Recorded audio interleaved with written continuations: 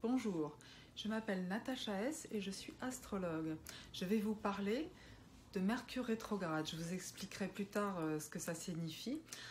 Je vais tout de suite vous parler de ce que ça fait sur nous les humains. Alors en fait, Mercure c'est la planète de la communication, des échanges, de la manière dont on pense et aussi de tout ce qui est mouvement en règle générale, y compris les déplacements. Alors quand Mercure rétrograde, en fait, on revient en arrière et comme en fait le flux de nos pensées, de nos échanges, en fait, on l'intériorise beaucoup plus. Ça peut générer des malentendus, des incompréhensions et on peut aussi revenir sur des décisions qu'on a prises ces dernières semaines. Certains échanges peuvent être remis sur le tapis et on va par exemple renégocier, réexpliquer et bien sûr dans l'idéal éclaircir pour justement repartir sur de bonnes bases. En plus, le 2 juillet, on a eu une nouvelle lune qui était une éclipse de soleil. La pleine lune du 16 juillet, ce sera une éclipse de lune. Donc c'est des phénomènes puissants. Et donc Mercure rétrograde dans ce climat d'éclipse, c'est vrai que ça donne encore plus de force à cet impact sur nos échanges.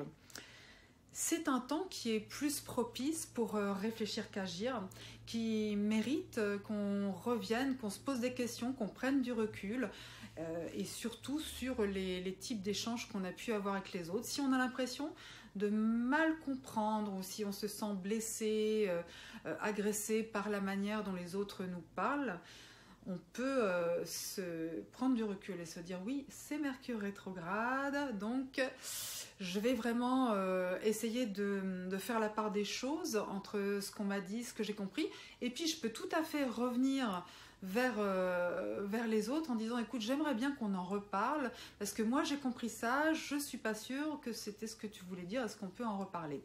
Ça, c'est très bien, c'est une manière d'optimiser. C'est aussi un bon moment pour écrire, méditer.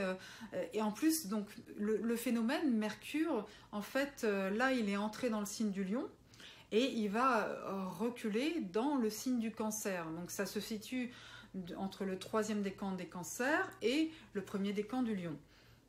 Le lion, quand Mercure est dans le lion, c'est un moment où on a envie de briller par la parole, par les échanges. On a envie que les autres aient une bonne image de nous, qui se disent ces idées sont super, il ou elle parle bien, qu'on trouve une adhésion. On a besoin d'être admiré aussi pour la manière dont on échange.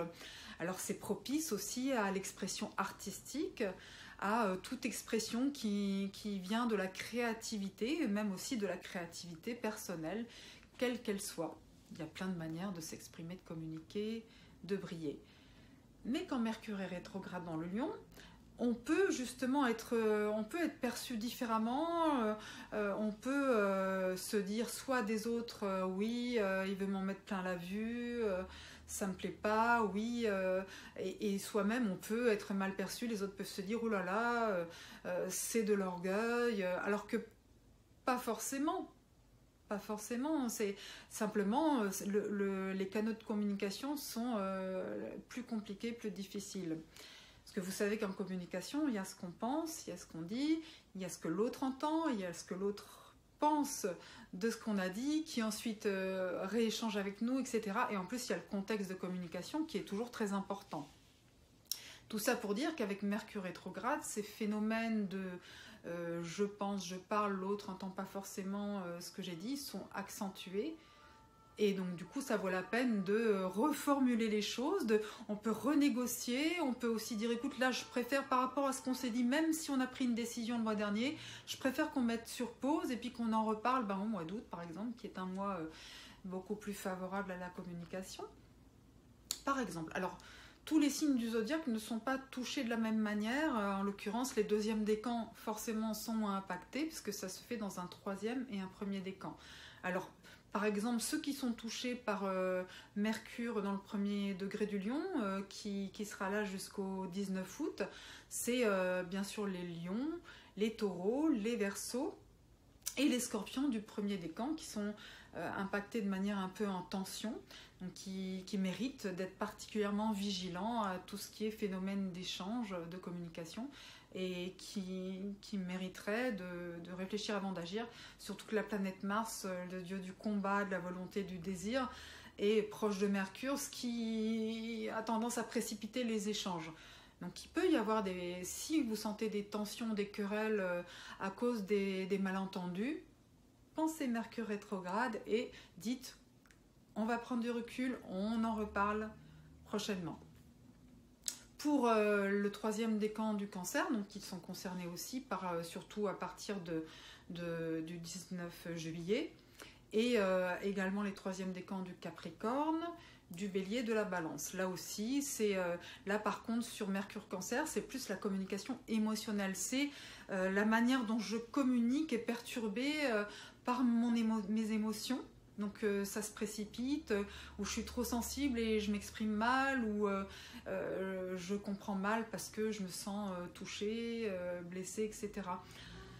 Donc du coup, pour les 3e décans des signes que j'ai cités, dites-vous bien que peut-être c'est pas ce que la personne a voulu, elle a peut-être pas voulu vous blesser, elle a peut-être pas voulu appuyer là où ça faisait mal.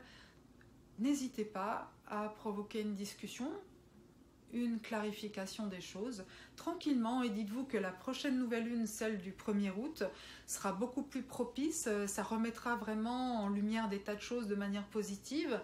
Donc voilà, et puis après autour de la pleine lune, mais ça je vais vous en reparler, la pleine lune du 16 juillet, alors là oui, entre l'émotion, la maîtrise des émotions, voilà, ce sera quand même le moment, c'est un moment très puissant, donc on peut clarifier des choses mais avec des pincettes quand même.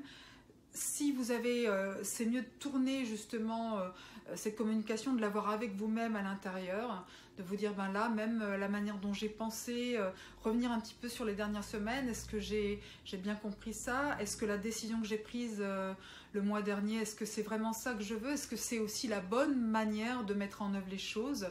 Et est-ce qu'il n'y a pas des choses à modifier, à rectifier? Voilà, donc ça c'était un petit point sur Mercure rétrograde.